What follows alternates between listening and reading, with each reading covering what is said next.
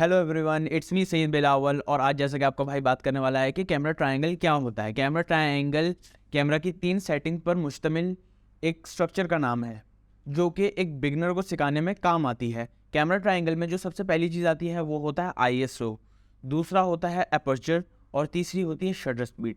सबसे पहले जो मोस्ट इम्पॉर्टेंट फंक्शन मेरे अंदाजे से जिसका लोगों को बहुत फ़ायदा होता है कि जो आसान लफ्ज़ों में जो बिगनर फोटोग्राफर होता है उसे चाहिए होती है डेप्थ ऑफ फील्ड। और उन्हें डेप्थ ऑफ फील्ड को भी आसान लफ्ज़ों में मैं समझाता चलूँ कि डेप्थ ऑफ फील्ड जिसे हम आसान लफ्ज़ों में कह लेंगे बैकग्राउंड ब्लर के यार बोके इफेक्ट है, तो वो अपर्चर से होता है। तो अपर्चर कैमरा बॉडी में नहीं होता, ये फंक्शन कैमरा लेंस में होता है। जो कैमरा के ब्लेड्स होते हैं उसे कहा जाता है अपर्चर। अपर्चर को समझने के लिए आपको एक थोड़ा सा एक पहेली है, लेकिन अगर आप गौर से सुनेंगे तो आपको समझ आ जाएगी। जितनी छोटी वैल्यू उतना बड़ा अपर्चर। आसान लफ्ज़ों में जितनी छोटी वैल्यू उतना बैकग्राउंड ब्लर, यानी कि f1.8 जो कि 50 mm लेंस में आता है, बहुत अच्छा लेंस होता है। f1.8 अपर्चर, उसका जो बैकग्राउंड इफेक्ट जो बोके होगा वो बहुत मज़ेदार होगा। आम जो नॉर्मल किट लेंस होती है उसका जो मैक्सिमम अपर्चर होता है, यानी कि 18 mm फोकल लेंथ पे आपको मैक्सिमम अपर्चर मिलेगा 3.5। 3.5 बड़ी है या 1.8? ऑब्वियसली बात है 1.8 एक छोटी वैल्यू है, लेकिन उसका अपर्चर बड़ा होगा, यानी कि उसके अंदर के जो ब्लेड्स होंगे वो ज़्यादा खुलेंगे। और जो 3.5 होगा उसके ब्लेड्स कम खुलेंगे, उससे लाइट भी पास कम होगी, तो बैकग्राउंड ब्लर भी कम आएगा। तो आप बताते चलो कि अपर्चर किस किस चीज़ के लिए यूज़ होता है। अपर्चर सबसे पहले तो मैंने आपको बता दिया है कि डेप्थ ऑफ फील्ड के लिए यूज़ होता है।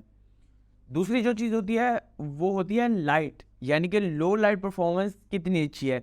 वही बात, जितना बड़ा अपर्चर उतनी कम लाइट, यानी कि जितना बड़ा अपर्चर, यानी कि ये बहुत कंफ्यूजिंग सा है तो आपको थोड़ा सा दिमाग घूम जाएगा, मेरा भी घूम जाता है। f1.8 यानी कि f1.8 छोटी वैल्यू, उसका अपर्चर बहुत बड़ा, तो लाइट ज़्यादा पास होगी, लो लाइट परफॉर्मेंस ज़्यादा अच्छी होगी। f3.5 वैल्यू बड़ी है, जो सेंसर साइज है, सेंसर पर लाइट पास होगी वो पास होगी कम, क्योंकि जो ब्लेड्स हैं वो कम खुलेंगे। तो जो 50 mm होता है वो उसकी जो मैक्सिमम अपर्चर वैल्यू होती है वो होती है f1.8 और से लेकर f22 f16 तक होता है, यानी कि बहुत। तो अगर wide angle wide angle photography कह लो, लैंडस्केप फोटोग्राफी कह लो, नेचर फोटोग्राफी कह लो, तो उसमें बड़े अपर्चर छोटे अपर्चर यूज़ होते हैं, यानी कि छोटा अपर्चर मतलब f22, क्योंकि बड़ी जो सीनरी होती है लैंडस्केप में आपको सबको फोकस में लेना होता है, तो इसलिए f22 f16 f12 ऐसे अपर्चर यूज़ होते हैं। तो लो लाइट परफॉर्मेंस भी अपर्चर की अच्छे बड़े अपर्चर वाले लेंसेज की अच्छी होगी। अब बात करते हैं शटर स्पीड की। शटर स्पीड नाम से ही आपको जाहिर हो रहा होगा कि क्या है फंक्शन। ये जो आपकी कैमरा बॉडी के अंदर जो शटर होता है उसकी स्पीड को कंट्रोल करता है, यानी कि उसकी मूवमेंट को कंट्रोल करता है। शटर स्पीड का भी ताल्लुक लाइट से होता है, मैं बताता चलता हूँ आपको। शटर स्पीड डिपेंड करता है हर लेंस में, हर कैमरे में अलहदा स्पेक्स के हिसाब से अलहदा शटर स्पीड आती है। हर कैमरे की अलहदा स्पेसिफिकेशन होती है। कुछ कैमरे जो मैंने जो देखी है कॉमन जो शटर स्पीड कैमरा बॉडी में जो पाई जाती है वो होती है 1/4000, यानी कि 1 सेकंड का 40,000वां हिस्सा, यानी छक करके एक तस्वीर फ़ौरन खिंच जाएगी, जो कि इस्तेमाल होती है स्पोर्ट्स फोटोग्राफी में।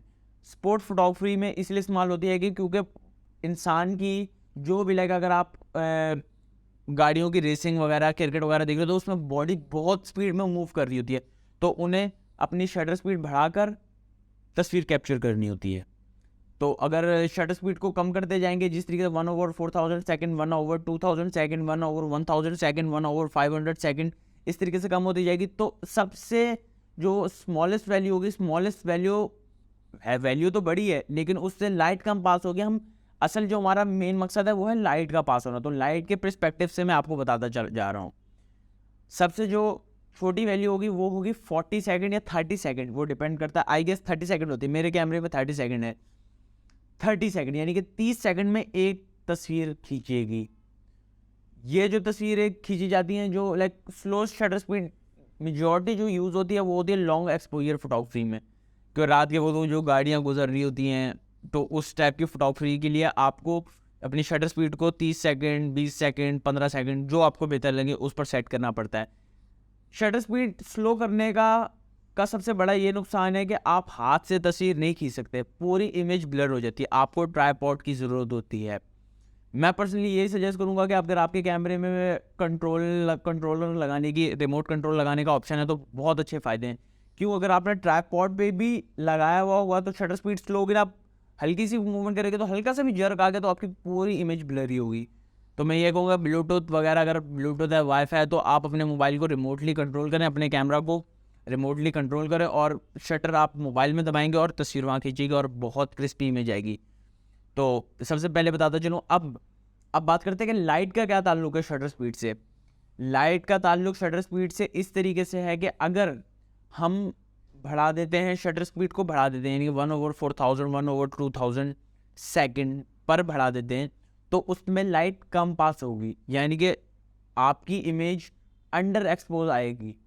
अगर आप शटर स्पीड कम करते जाएंगे, यानी कि स्लो शटर स्पीड यूज़ करेंगे, यानी कि 10 second 5 second 40 second 30 second what तो उसमें लाइट ज़्यादा पास होगी।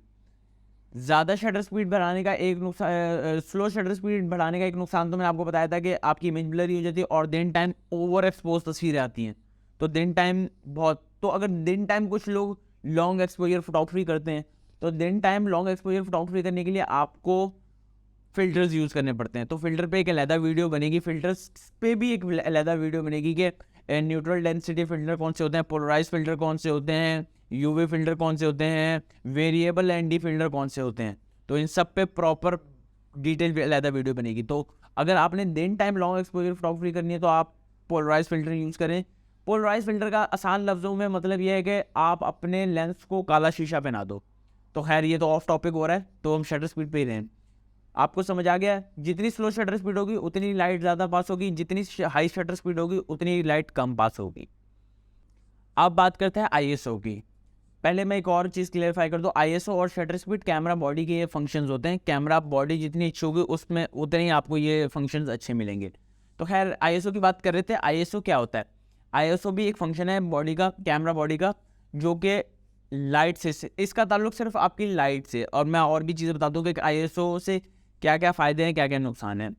आईएसओ एक ऐसा ऑप्शन होता है जिससे आपकी, अगर आपका लेंस आम नॉर्मल किट लेंस है, शटर स्पीड आपने फुल की हुई है और आपकी इमेज तब भी अंडर एक्सपोज आ रही है तो फिर आपको आईएसओ रेंज बढ़ानी पड़ती है।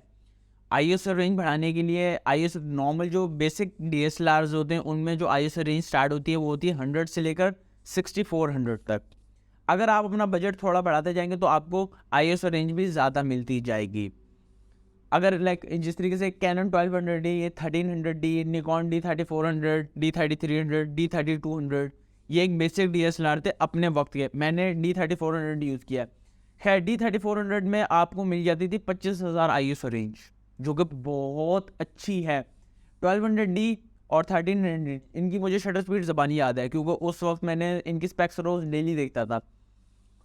तो इनकी शटर स्पीड है 100 से लेकर 6400 तक मिलती है, यानी कि आप मैक्सिमम आईएसओ 6400 तक लेके जा सकते हैं। तो अगर आप लो लाइट में आईएसओ बढ़ाएंगे, आईएसओ जितना बढ़ता जाएगा उतनी फुटेज आपकी ग्रेनी होती जाएगी। ग्रेनी आसान अल्फाजों में समझाता चलूँ कि ग्रेनी फुटेज वो होती है कि जिन फुटेज में ज़र्रे ज़र्रे आपको फील होने लग जाए, हल्की हल्की इमेज क्वालिटी डंप होने लग जाती है। जितने भी प्रोफेशनल फोटोग्राफर होते हैं वो हमेशा यही कहते हैं कि आप लेंस अच्छा परचेज़ करो ताकि आपको आईएसओ बढ़ाना ना पड़े।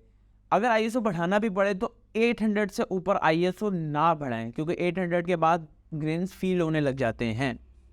तो इस वजह से तो आईएसओ का ताल्लुक सिर्फ आपकी लाइट परफॉर्मेंस से होता है। जितना आप आईएसओ बढ़ाते जाएंगे उतने ग्रेन्स आते जाएंगे, लेकिन आप लो लाइट में तस्वीर खींच पाएंगे। यानी कि अगर आप 6400 पे तस्वीर खींचेंगे तो आपकी इमेज तो ग्रेनी होगी लेकिन प्रॉपर सारी चीज़ें आपको नज़र आ रहा होगा, आपके ऑब्जेक्ट सब्जेक्ट वगैरह सब कुछ नज़र आ रहा होगा। तो मैं भी पर्सनली आपको ये प्रेफर करूंगा कि लेंस आपका बाप हो, आपको आईएसओ बढ़ाने की ज़रूरत ही ना पड़े। मेरे पास एक लेंस है मेरी कैमरा बॉडी का, है थर्ड पार्टी लेंस है लेकिन मैनुअल लेंस है।